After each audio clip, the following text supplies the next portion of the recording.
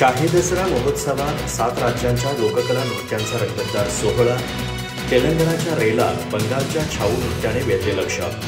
जिल्हाधिकारी अमोल येडगे यांच्या हस्ते कलाकारांचा गौरव. कोल्हापूरच्या शाही दसरा महोत्सवात आयोजित आराधना भाग 2 या सांस्कृतिक कार्यक्रमाने प्रेक्षकांना मंत्रमुग्ध केले.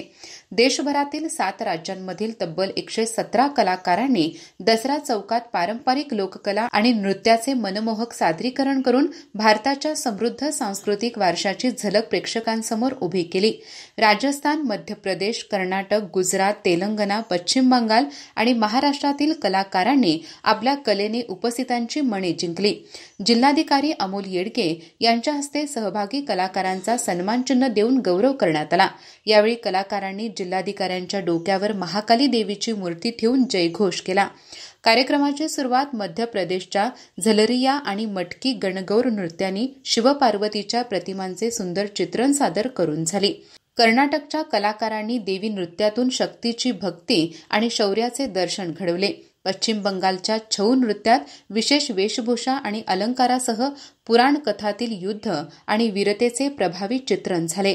राजस्थानच्या चरी नृत्याने सर्वांचे लक्ष वेधले, ज्यात कलाकारांनी डोक्यावर पेटत्या ज्वाळांसह लयबद्ध हालचाली करत वातावरण मंगलमय केले.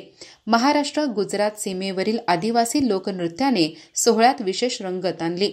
तेलंगणाच्या बोनालू नृत्यातून महाकाली भक्तीचा भाव व्यक्त झाला, तर कालच्या बथुकम्मा नृत्यानंतर आज आदिवासी भागातील रेला नृत्याने प्रेक्षकांना थक्क केले. भारत सरकारच्या दक्षिण मध्य क्षेत्र सांस्कृतिक केंद्र नागपूरच्या सहकार्याने आयोजित या कार्यक्रमातून देशातील विविध राज्यांच्या परंपरा आणि संस्कृतीचा संगम अनुभवायला मिळाला. प्रशांत आयरेकर यांनी सूत्रसंचालन केले, तर कार्यक्रमापूर्वी जिल्ह्यातील हास्य क्लबने प्रेक्षकांचे मनोरंजन केले.